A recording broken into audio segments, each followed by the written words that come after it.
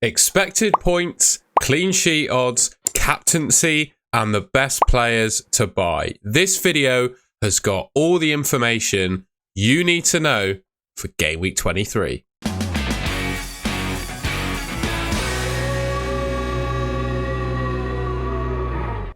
So we're going to start off this video then by talking about the top players for expected points by position according to my friends at DraftHound. You can find a link to DraftHound in the description of this video.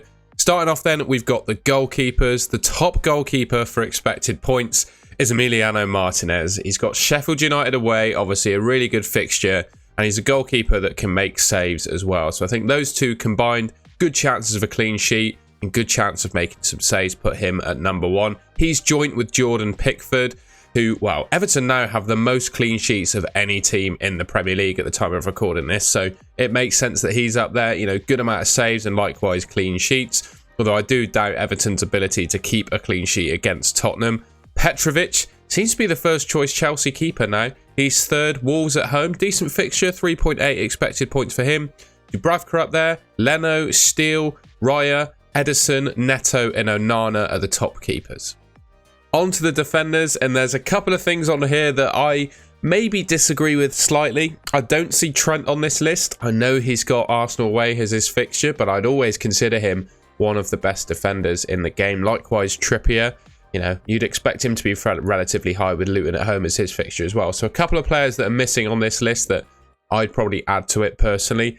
And Estupinian, 4.7 expected points against Crystal Palace. That is a big derby game for Brighton. And I would say, historically, that game ends in a score draw for both teams. So both teams usually score and the game ends in a draw. So, you know, what that means for Estupinian's points, I guess that's kind of up to you to decide. This is obviously just a helping figure. But yeah, I'd probably say he concedes in that game. Gabriel, likewise, but he is good from an attacking perspective. I mean, Fabian Schär's just scored a brace, so you can see why he's up there. Kyle Walker, I really like him as an option. He might be one of the players I'm recommending you buy this week. Brentford away is a strong fixture. I think regardless of what happens in Game Week 22, is obviously involved in some controversy at the moment. I think he's a good option, particularly with a double in 25. Botman, he's probably one of the best 4.5 million defenders in the game now. Van Heck, I think he's probably one of my favourite Brighton defenders. Seems to be first choice and is only 4 million. Pedro Porro, obviously he's a good option with the attacking upside he brings. Zinchenko, a good Arsenal defender. Konsa and Colwill are the top defenders. On then to the midfielders, and with Mo Salah injured, no Heung-min Son, there's always a bit of a shake-up at the moment as to who is the top midfielder, and we've got a joint two at the moment in Anthony Gordon and Cole Palmer, both on 5.9 expected points. I have both of them in my team, and to be honest, I really like both of them as options this week. Foden and Saka joint third and fourth. Kevin De Bruyne, Doku, Gross, Bernardo Silva, Odegaard and Elise, who unfortunately picked up an injury against Sheffield United. I think we'll have to wait and see how he is for fitness for that Brighton game. I do like him as an option, though, in general, if he is fit, but probably a bit too much of an injury risk. Other players to talk about, Saka, I think, is just worth keeping hold of. He's still the most popular player in FPL at the time of recording this. I like Foden. De Bruyne is up to basically 26% ownership, which he's obviously a good option, but I just have some reservations over the amount of minutes he'll play. Interesting to see no Diogo Jota on this list as well. I do feel like he could score. He could well score against Liverpool, basically. So, yeah, I do like Jota as an option as well, particularly with Salah being injured. But yeah, those are the top midfielders. Forwards then, and, well, he's back. I think he's certainly going to start in Game Week 23, regardless of what happens in 22. Erling Haaland is the top forward for expected points. Ollie Watkins in second. Julian Alvarez in third. I think Julian Alvarez gets minutes regardless of what happens with Haaland, because basically I don't think Haaland plays a full 90. But I'd have question marks on whether Julian Alvarez is going to remain first choice for Man City. Although I do think Kevin De Bruyne's minutes being managed helps Alvarez. Isak's in fourth. Jesus, Højlund, Adebayo, who's obviously in great form at the moment. Solanke, João Pedro and Darwin Núñez are the top forwards. So then a quick look at the captaincy, and according to DraftHound, it is really close, 0.6 points in it for the top five. However, Erling Haaland takes the lead, and I think, you know, if he's fit and starting against Brentford, he's by far and away the best captain in my opinion. You know, probably the best the best goal scorer in the league. Broke, you know, all kinds of records last season. Gordon in second place, I think it's a good option. Likewise, Palmer, Alvarez, and Watkins. I just think, Haaland should be back for game week 23, regardless of what happens this game week 22. He's definitely the best captain, in my opinion. Quick look then at some clean sheet odds. Man City top the list, 45% to keep a clean sheet against Brentford. Brighton and Newcastle joint second, 42%. Aston Villa, Chelsea on 40%. Bournemouth, Man United, Fulham are the other teams above 30%. Usually, I don't like to start defenders with below 30% clean sheet odds, although I would say I definitely start Trent if I had him, and I definitely start a Tottenham defender as well, because I do think, yes, Everton away is a relatively tough fixture, but they could well keep a clean sheet in that game, particularly with all their defenders and best players back in the team. Obviously, apart from Son, I think they could well keep a clean sheet in that one. So, yeah, that's the only other team outside of 30% I'd back to keep a clean sheet, I think. But, yeah, that's hopefully helped you if you're deciding who to start in your defence. Right, just before we get on to players to buy, I did this on my players to buy and avoid video as well. You need to be cognizant of the upcoming fixtures, right? Yes, you could buy players that have single game week fixtures all the way through. That's absolutely fine. But I think with the blanks and doubles that we've got coming up, you need to be cognizant of what that looks like, when buying players, because we're 2 or 3 game weeks away from that now. So, yeah, it's really important.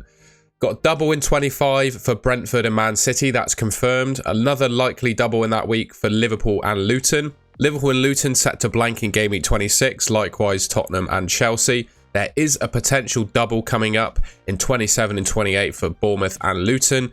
And then game week 29 is going to be a big blank. Confirmed fixtures so far, confirmed teams that are playing. We've got Brentford, we've got Burnley, we've got Fulham. Potentially Arsenal and Chelsea could go ahead. And Tottenham. Those are the only teams so far that are confirmed to play. Obviously, Chelsea and Arsenal is, still a little bit of a doubt. It's an unlikely blank game week, according to Ben Crellin. All these fixtures are from Ben Crellin on X. That's my source. Full credit to Ben. He is the fixtures meister for FPL. If you don't already follow him on X, you absolutely should. I just wanted to share that info with you before going through some players to buy. Now, the first player I wanted to talk about to buy is absolutely Ivan Toney. Now, he's got a confirmed double in 25, and he's not going to blank in either game week 26 or 29. That means he's going to play every game week for the rest of the season, as long as he doesn't get injured.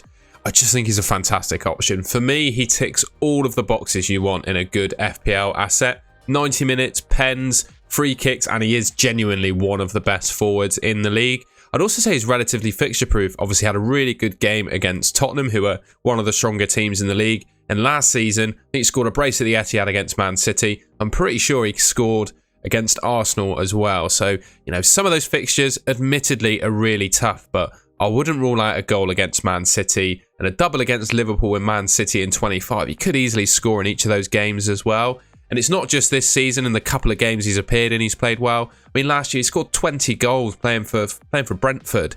The guy's an elite striker, and I think, given the alternative options in the league at the moment, Watkins, Solanke, well, he might have a double, so he's worth keeping, but, I just think he's a good transfer in if you can get to him. He ticks all the boxes of a good FPL asset. Fixtures coming up are really nice. Doubles, no blanks. He's a really good option. Now, had it been ahead of game week 22, I thought Trent was nailed on to start for Liverpool and would be a fantastic option going forward. Obviously, that didn't happen. He got benched against Chelsea. He did come on, but Connor Bradley has been performing so well for Liverpool at the moment. I think he's got that right-back spot pretty much nailed on at the moment. There's no reason for Klopp to, take him out. He's been playing so well. What that means for Trent, I think he's still going to play for Liverpool. Question marks, of course, around whether he'll play at right-back. I think if Bradley continues to start at right back, I just think Klopp pushes Trent into the midfield. I think he's such a good player and so important to Liverpool that there's no way Trent gets left out when he's fit. And I think Klopp finds a way to get him in the team, basically. I said he should be fit for game week 22 there. He was fit. He did come off the bench in play, which makes you think he's going to start in 23. Looking back to the fixtures, it's not been confirmed yet. And we're actually running out of time for the Liverpool double in 25 to be confirmed. But he should hopefully have a double game week in 25. And another thing about Trent as well, he is a player that can get returns through 3 different means. He's not just a defender that keeps clean sheets. He's a defender that keeps clean sheets, scores goals and gets assists. He's had 13 returns in 17 starts so far this season, if you count them all up together. And yes, Arguably, their fixtures coming up are tough, but even in the tough games, Trent can get attacking returns. You know, potential double in 25. He's a fantastic option. And finally, I just wanted to talk about Erling Haaland, really. I think he's a really sensible transfer in for Game Week 23. You know, given that Man City have a double game week in 25, when he's arguably, you know, the best player in the game and probably a triple captain option in Game Week 25 as well. With no Salah and Son in the game, if you can get to him, I think it makes sense to buy him. You don't really have to do much to make room for Haaland at the moment with the way most people's teams are structured and the amount of budget we've all got in the bank, right? Burnley at home is the perfect fixture, in my opinion, to warm him up. Game week 23 against Brentford. You know, they've proven they're not amazing defensively, particularly without Rico Henry in the team. Yeah, I think he's going to do well against Brentford. The only reservation I have about Haaland, and I do need to play devil's advocate when I talk about him, right? Alvarez, he's just off the back of a brace, right, against Burnley. He's been playing really well, and does Haaland just immediately displace Alvarez? You know, he's got so many attacking talents, Pep. We all know that. So who makes way when Erling Haaland gets back into the team? That's the only question mark I've got, really. He probably does start, in my opinion, and just immediately becomes first choice. You know, he's got such a great record, and well, he's been so good this season. I don't think he needs to do too much to force his way back into the team. But yeah, just have a question mark and a reservation as to who he actually replaces. Obviously, yeah, that's up to Pep at the end of the day, but he's a great option. Just keep that in mind that, you know, some of the forwards in that Man City team have been performing really well, and he's got to work hard to get back into that team. All right, and that's the end of the video. Hopefully that gave you a well-rounded view ahead of Game Week 23 and gave you all the information you need to know. If there's anything I missed, please let me know in the comments. Any thoughts or feelings or any expected points, data, etc. there you disagree with. Please let me know in the comments and say FPL is all about different opinions. So if your opinion is different to mine, I'd be interested to hear it. I won't be offended. And if you enjoyed the video, please leave me a like rating. Subscribe to the Goal to Goal channel. It should be around there. And I will catch you in my next video.